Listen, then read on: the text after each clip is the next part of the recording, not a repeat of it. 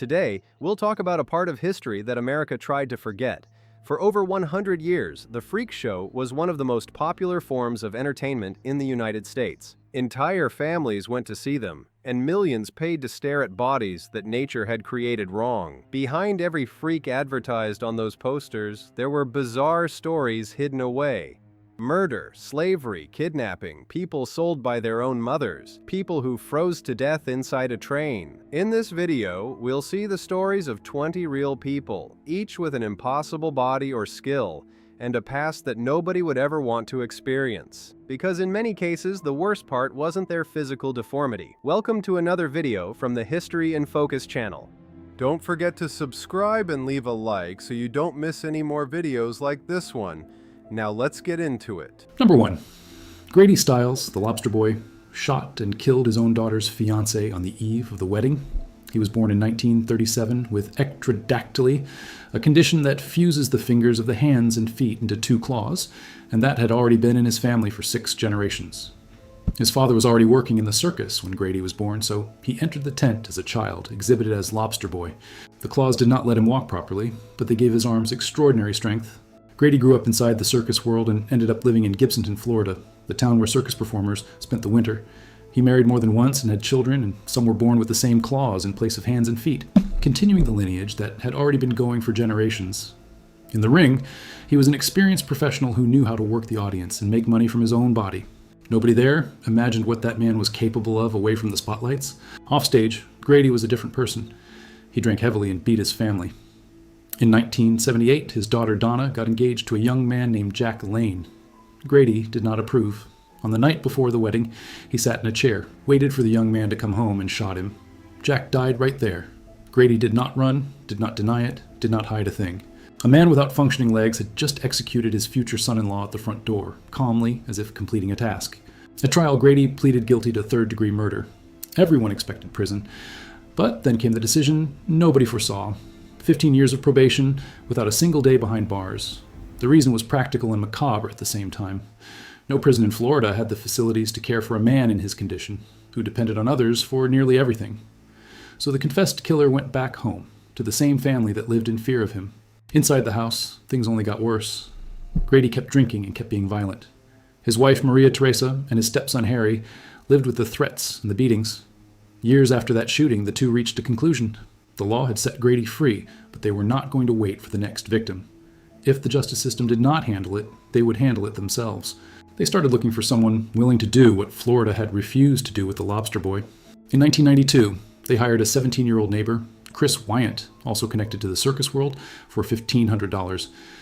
Wyant entered the house in Gibsonton and shot Grady 3 times in the back of the head while he sat in his underwear watching television.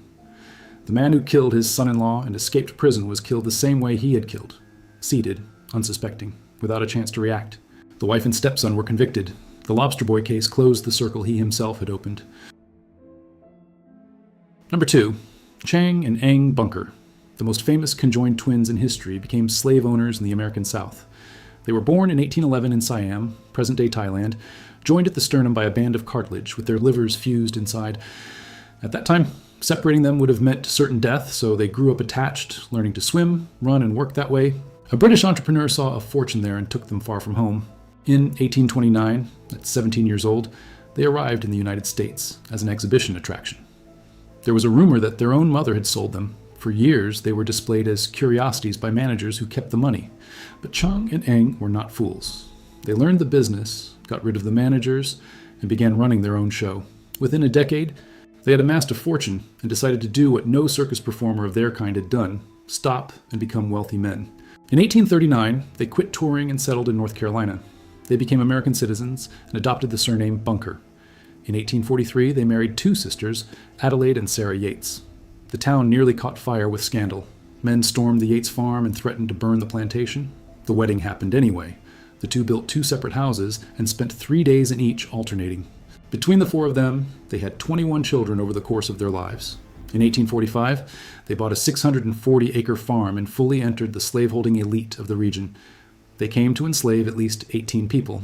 The heaviest detail is in the 1850 records. 10 of those 18 enslaved people were under 7 years old. Some were purchased only to be resold later at a profit.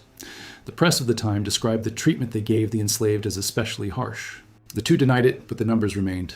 When the Civil War came, Chong and Eng supported the Confederacy, and their sons went to fight for the pro-slavery side.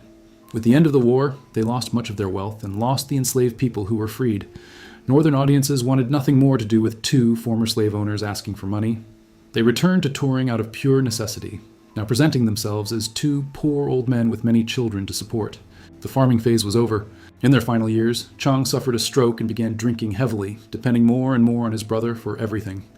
In January of 1874, Chong died during the night. Eng woke up next to his brother's body still attached to him and died a few hours later, at 62 years old, without anyone being able to save him. The autopsy confirmed what doctors had always suspected. Their livers were fused. They were born together, lived together, and there was no way to die apart.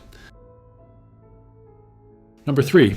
Mirandajo let swords pass through his body from side to side, in front of doctors, without bleeding. He was born in Rotterdam in 1912 under the name Arnold Henske, and for years was an ordinary artist who ran a design firm. At 33, he said he realized his body was invulnerable. He quit his job, adopted the name Mirandajo, which in Esperanto means something wonderful, and began performing the most disturbing act the European stage had ever seen. His assistant, John de Groot, would place a fencing foil against Miran's back and push until the blade came out the front, passing between the organs. No blood came out. Miran would still walk around the stage and even jog with the sword lodged in his body, showing no pain. The audience could not handle it. People fainted, and at one performance in Switzerland, a spectator had a heart attack from sheer stress. He seemed immune to something that should have killed anyone on the spot. In 1947, in Zurich, doctors decided to investigate. They took Miran to a hospital and x-rayed him with the foil still through his body. The image confirmed the impossible. The blade passed through the abdominal cavity among the organs without puncturing anything vital. No trick was found. In Basel, he even let the doctors themselves push the sword in and asked them to do it without being gentle. Science looked up close and could not explain what it was seeing. Miran did not do this for money. He said he heard voices and had spiritual guides, preached peace, and claimed his strength came from faith in a higher energy. He gave away the little he earned. Besides the swords, he swallowed glass and razor blades. For him, the body was simply proof that matter did not rule human will. The problem is that this very belief that nothing inside him could hurt him was exactly what ended up killing the man nobody could pierce. In May of 1948, the voices told Miran to swallow a 14-inch steel needle. He obeyed. 2 days later, surgeons removed the needle and he seemed to recover, even walking through Zurich to show he was fine. About 10 days later, he lay down on a bed and entered a state his assistant thought was a trance. It was not. When they checked again, Miran had been dead for hours. The autopsy pointed to a rupture of the aorta. He was 35 years old. Number 4. Millie and Christine McCoy were born joined at the base of the spine, and they were born enslaved. They came into the world in 1851 on a farm in Whiteville, North Carolina, daughters of an enslaved couple sharing a single hip. Before them, the mother had already had 7 children of normal build. The 2 girls, joined and rare, were worth money on the market of that era. And money, for those who considered them property, was all that mattered. Their childhood was sold before it started. At just 10 months old, the twins were sold for $1,000. The buyer exhibited the 2 for admission and gave a cut to the former owner. Then they were sold again to a showman backed by a wealthy merchant, Joseph Smith.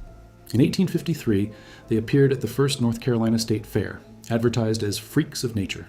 Still babies, they were already a business passed from hand to hand, exhibited to crowds who paid to point their finger. Chaos came in New Orleans, where the twins were kidnapped. One of the men exhibiting them took them in hiding to England. Joseph Smith and the girl's mother, Monimia, spent 3 years tracking them, following the trail from New Orleans to Scotland and then to England. Smith went there, took legal action, and won custody back. The children were reunited with their mother around the age of 6, after half their lives in the hands of the people who had stolen them. The price of proving they were real was brutal. At each exhibition, doctors and curious onlookers performed public examinations of the 2 girls' bodies to confirm they were truly joined. This invasion of their privacy continued into adolescence. At the same time, Smith's wife taught the girls to read, sing, dance, and speak 5 languages, including German and French. They used this training on stage. They were treated as phenomenon and as students, as merchandise, and as daughters, all at the same time. In 1863, the Emancipation Proclamation ended their enslavement. Free, they chose to stay with the Smiths and toured the world singing, to the point of being called the 2-headed nightingale. In 1871, they performed for Queen Victoria, who gifted the 2 with diamond brooches. With what they earned, they bought back the very land where they had been born as slaves and built a 10-room house. The girls sold for $1,000 became the owners of the place. In their later years, Millie and Christine helped fund schools and churches for black people in the South. Their house burned down in 1909. In October of 1912, Millie died of tuberculosis. Christine could not be safely separated from her sister, so after her sister died beside her, the doctor sedated her, and she died the following day. The two were buried in a double coffin. The headstone bears a phrase about two souls with but a single thought, two hearts that beat as one. Number 5. Daisy and Violet Hilton were sold by their own mother shortly after birth. The twins came into the world in Brighton, England, in 1908, joined at the hips and buttocks, sharing circulation but with separate organs. Their mother, Kate Skinner, an unmarried waitress, believed the two were punishment for her sins and handed the girls over to her employer, Mary Hilton. Before they could even walk, the twins already belonged to someone else. Mary, whom the girls called Auntie, saw a gold mine. She began exhibiting the two at 3 years old in the back of a pub, where patrons lifted the children's clothes to see how they were connected. The twins' earliest memories were the smell of beer and strangers' hands pulling at their little dresses. When Mary died, the girls were left in her will to her daughter, Edith, and Edith's husband Meyer, as if they were part of the estate inventory. Under the new owners, the routine was captivity. The twins were beaten if they did not obey their training. They learned saxophone and violin, became a vaudeville attraction, and even performed alongside Bob Hope. At their peak, their act brought in about $5,000 a week. They did not see a cent of it.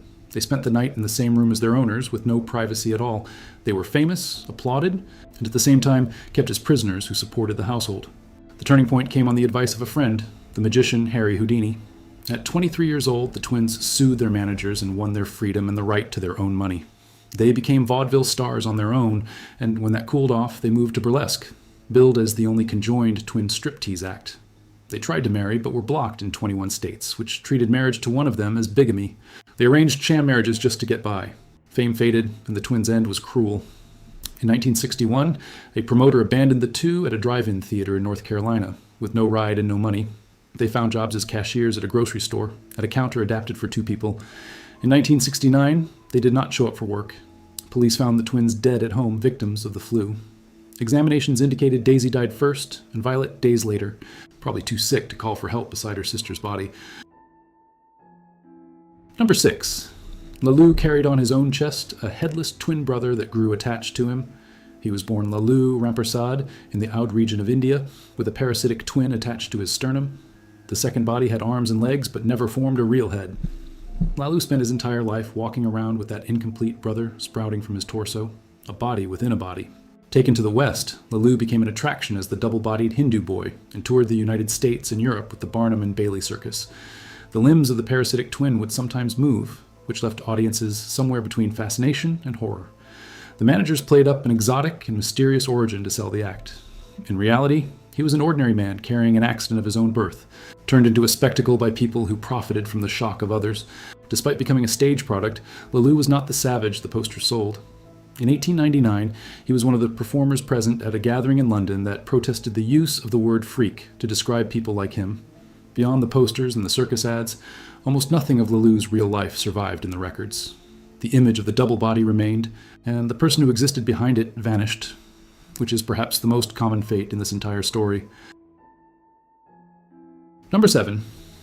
Johnny Eck was born looking like half a baby, cut off at the waist. He came into the world in Baltimore in 1911 with sacral agenesis, without the lower half of his body functioning. A neighbor, helping with the delivery, fainted at the sight. Even so, the boy survived and grew strong, getting around on his hands and developing powerful arms. Where many would see only tragedy, there appeared an agile, clever kid with a burning desire to be seen. At 12 years old, Johnny jumped on stage at a magic show on his hands and startled the magician himself. He was recruited for the circus as the half-boy, with his normal-bodied twin brother Robert beside him for contrast. According to Johnny, the manager changed a 1-year contract to 10 by adding a 0 on the paper. He refused to be just stared at. He became an acrobat, did one-armed handstands, and in 1938 climbed the Washington Monument using only his arms. Johnny did far more than the circus. He joined the cast of the film Freaks in 1932, painted canvases, played in an orchestra with his brother, and drove an adapted race car. He was also the body that appeared sawed in half in The Magician's Trick, with audiences running from the theater in terror. For decades, he was a respected performer and a beloved figure in Baltimore, sitting on his front steps telling stories. His life seemed proof that the body did not decide the size of the person. Everything changed in 1987. Two intruders broke into the home Johnny shared with his brother. One of them beat Johnny, who had no way to defend himself, and even sat on top of him to humiliate him, while the other robbed the house.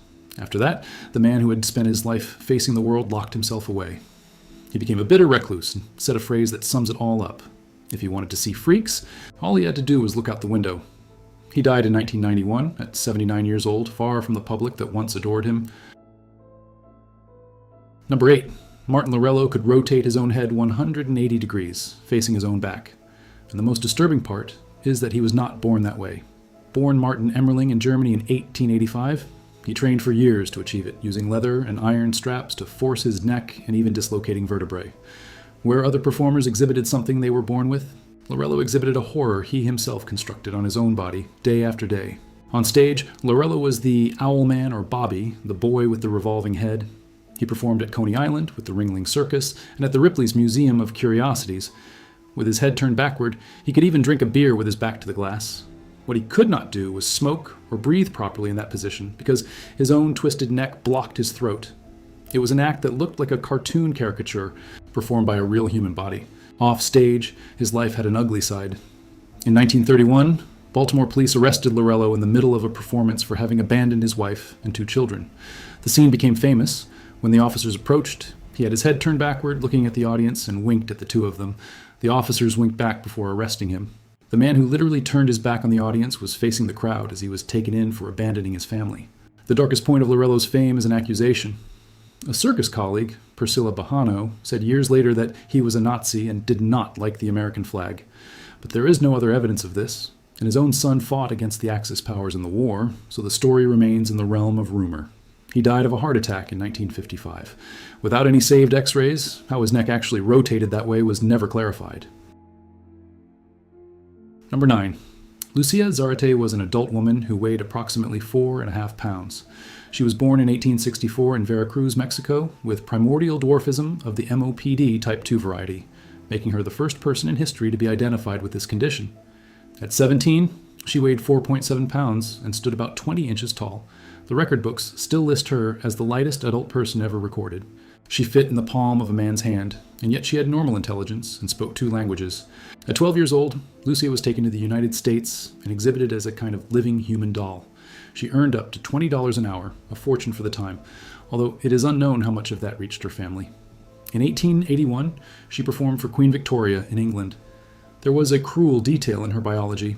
A body that small had enormous difficulty maintaining its own heat. That fragility, which seemed like just a medical footnote, would be the cause of her death. In January of 1890, Lucia was traveling by train to San Francisco with the circus troupe. Along the way, the train became stuck near Truckee in the Sierra Nevada mountains, in what became known as the Great Blizzard. The snow reached more than 20 feet high in some spots, and hundreds of passengers were stranded for nearly a week on a frozen mountain with no way out. For most, it was discomfort. For Lucia, it was a death sentence. Wrapped in blankets, Lucia could not warm up. Her tiny body gave in to the cold, and she died of hypothermia, one of several passengers who did not survive that blizzard. She was about 26 years old. The body was taken back to Mexico and buried on the family's land in Veracruz. The lightest person ever recorded on the planet was defeated by something as ordinary as a snowstorm on a stalled train, and her record has never been broken to this day. Number 10. Josephine Myrtle Corbin was born with 4 legs and 2 sets of hips. She came into the world in 1868 in Tennessee with a rare condition called dipygus. The axis of her body split while still in the womb and duplicated the entire lower half. Each outer leg was accompanied by a smaller inner leg. She could move the inner legs, but they were too weak to walk on, and she also had a clubfoot. In practice, the 4-legged woman had only 1 useful leg. Myrtle's father began charging admission to see his daughter when she was 5 weeks old. At 13, she entered the circus circuit as the 4-legged girl from Texas, and around 14, she signed with Barnum for $250 a week. She was so successful that other promoters began creating fake 4-legged women to imitate her act. The rare body nature gave her became a model that the circus world tried to copy by force. Myrtle's case holds a detail that alarmed doctors. She had a double and functional reproductive system. At 19, she married James Bicknell and had 5 children, carried, according to accounts, from both sides of her body. The first pregnancy nearly killed her, and a doctor had to terminate it. She recovered and had the other children without incident. She died in 1928, not from the rare condition, but from an infection in her leg that spread fast and took her in less than a week. Number 11. Ethel Granger had her waist squeezed by her husband until it reached 13 inches. She was born Ethel Wilson in England in 1905, an ordinary young woman with a normal waist. In 1928, she married the astronomer William Granger, a man obsessed with the wasp waist silhouette. It was he who put his wife into a corset for the first time. What seemed like a husband's request became a years-long project to reshape her body into a form nature did not produce on its own. William kept buying smaller and smaller corsets, and began requiring Ethel to wear them 24 hours a day, even while sleeping. Over 10 years, between 1929 and 1939, her waist shrank from 22 inches to 13. It is the smallest waist ever recorded on a woman of normal height, cemented in the record books. It compressed the organs inside and made even breathing difficult. A body that should have measured about 22 inches at the waist was reduced to almost half. And it did not stop at the waist. William also pierced Ethel's ears and kept stretching the holes to about 1/3 of an inch to fit earrings he designed himself. Then he pierced her nose and septum. Some of those piercings she wore only at home for him. To this day, it is hard to say where love ended and where control began in this story. Ethel died in 1982, remembered as the woman whose body was transformed into the private artwork of her own husband. Number 12. Minnie Woolsey was blind, toothless, and was pulled out of an asylum to be exhibited on a stage. She was born around 1880 in Georgia with Seckle syndrome, a rare type of dwarfism that produces a tiny skull and facial features resembling those of a bird. On top of that, she was almost completely bald, had no teeth, and could see little to nothing. A body so frail and helpless that it became an easy target for anyone wanting to profit from it. A showman pulled Minnie from a Georgia asylum with one objective only: to cash in on her appearance. At first, she was advertised as Minnie Ha Ha, dressed in a fake indigenous costume, babbling to the audience. Later, she became the blind girl from Mars. She chose none of this.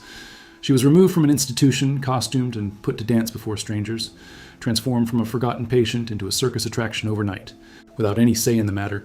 In 1932, Minnie danced on a table in a feathered costume in the film Freaks, and became permanently attached to the name Coo Coo, the bird girl. Beyond that, almost nothing about her real life is known. Not even the exact date of her death is clear. Records indicate she was still performing at Coney Island in her 80s after 1960. A woman who spent her existence being stared at, and about whom almost nobody bothered to find out who she actually was. Number 13. Haji Ali drank water and kerosene and then turned into a human flamethrower. Born in Cairo around 1892, he became known as the Great Regurgitator. He said he discovered the gift as a boy, swimming in the Nile when he noticed he could swallow large quantities of water and expel them like a whale. He developed that control over his own stomach until he turned it into an act that doctors watched without understanding how it was possible. Haji Ali's act began with him swallowing objects: coins, a watch, peach pits, live fish, lit cigarettes. Then he brought back through his mouth exactly the item the audience requested in the chosen order. To prove there was no trick, he invited a jury of spectators on stage and let them touch his stomach to hear the nuts rattling inside. His esophagus worked in reverse, obeying his will as if it were a second pair of hands. The grand finale was spine-tingling. He drank about a gallon of water and then a large glass of kerosene. Since kerosene floats on water, he could spit the fuel first, in a jet of nearly 6 feet, igniting a small metal castle set up on stage. Then he expelled the water and put out the fire. He did this roughly 22 times a week. One mistake in the order of the liquids, and the kerosene would have caught fire inside him. He never made that mistake in decades of performing. Haji Ali even performed for Tsar Nicholas II of Russia.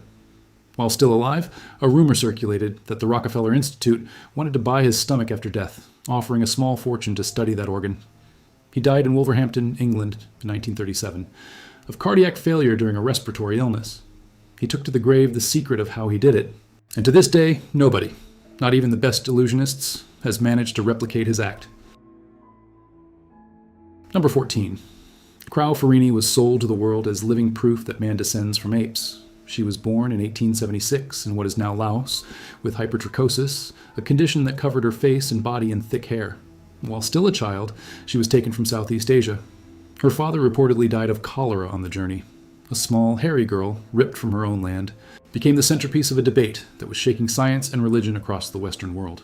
Crow was adopted by the showman William Hunt, known as the Great Ferrini, who renamed her and launched her as the missing link between ape and man. To sell the idea, he invented a false origin. He said she came from a tribe of hairy people who lived in trees.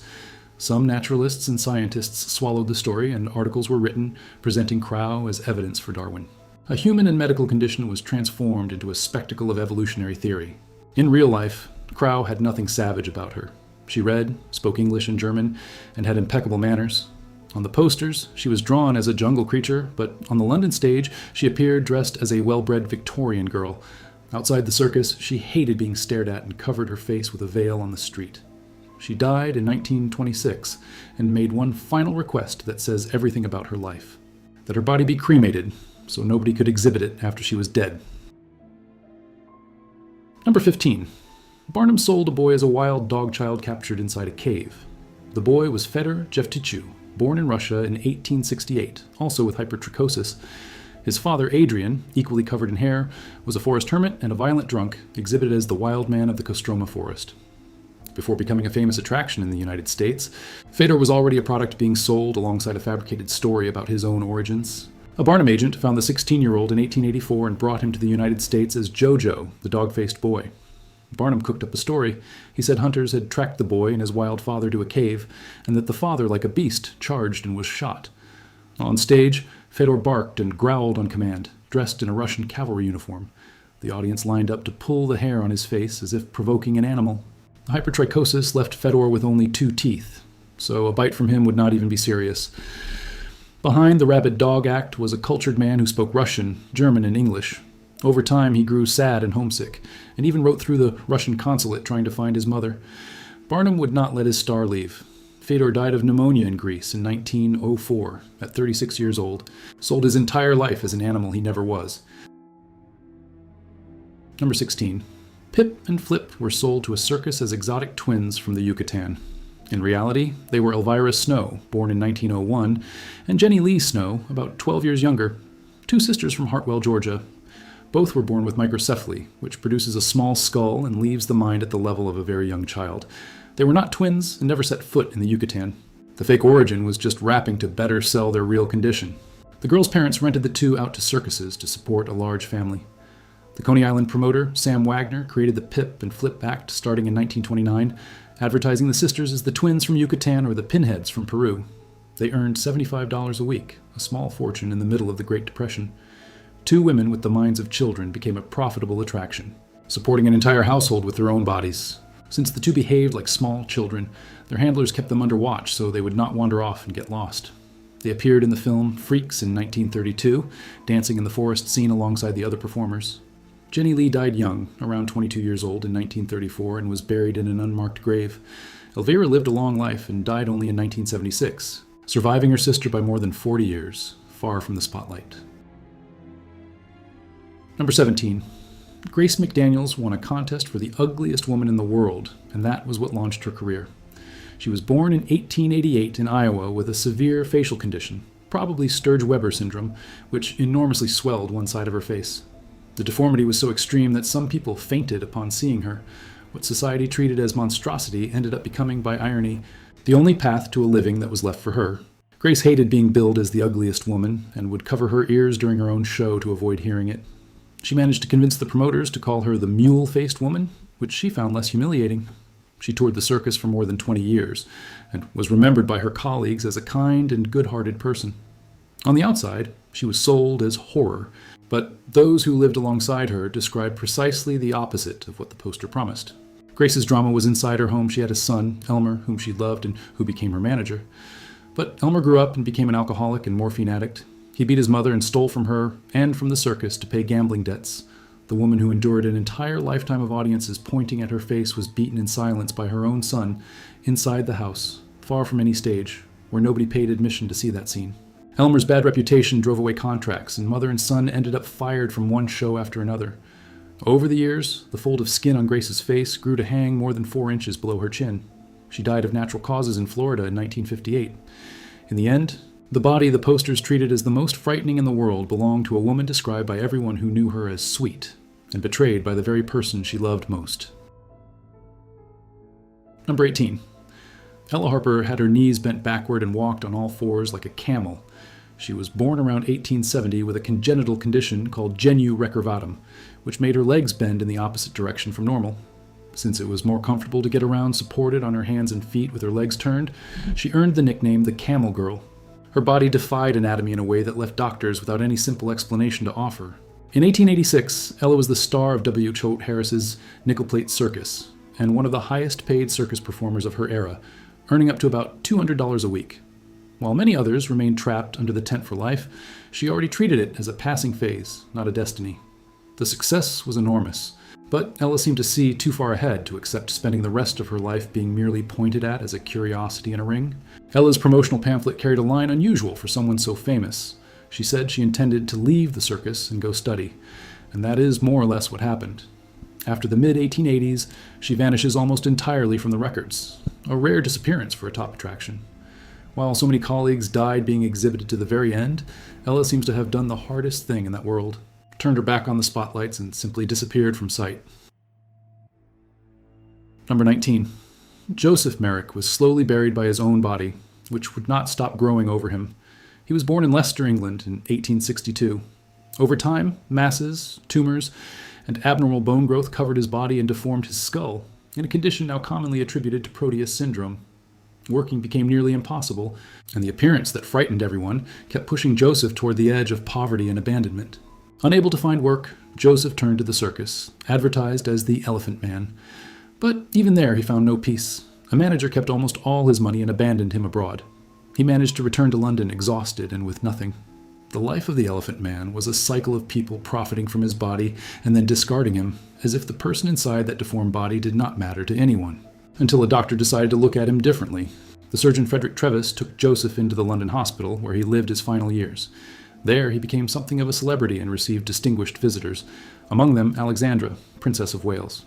For the first time, he was treated as a person, not an attraction. But there was a serious and constant physical problem. His head was so heavy he had to sleep sitting up, leaning on his knees, because lying down the way any normal person does was too dangerous for him. In 1890, at 27 years old, Joseph was found dead in bed. It is believed he tried to sleep lying down the way everyone else does, and that the enormous weight of his own head dislocated his neck. The man who spent his life being treated as a monster did not die of any spectacular disease. He died because he wanted, for just one night, to sleep in a normal way. The body that had been turned into a spectacle killed him in the most ordinary and human gesture there is, laying his head down to rest. Number 20. Annie Jones was born with a beard and was placed on a stage before she could walk. She came into the world in Virginia in 1865, already with hair on her chin, in a condition likely hirsutism. At just 9 months old, she was taken by Barnum and advertised as the infant Esau, a reference to the hairy character from the Bible. Barnum paid $150 a week to her mother. Annie's career began before she even knew how to take a step on her own. While still a baby, Annie became a target of greed. While the mother stepped away, a phrenologist from New York kidnapped the child to exhibit her on his own. Annie was found upstate and returned to the family, and from that point on, the mother stayed close at all times throughout her career. By 5 years old, the girl already had a full beard. A baby had been stolen as if she were a valuable piece of merchandise, for the simple fact of having been born different from other children. Annie let her hair grow to more than 6 feet long, played the mandolin, and became the country's greatest bearded lady. She did not want to be just stared at. She cultivated her manners and her music as much as she displayed the beard. Later in life, she began fighting to have the word freak stop being used to describe people like her. She died of tuberculosis in 1902 at 37 years old, having known, in her own words, no other life than that of a circus freak.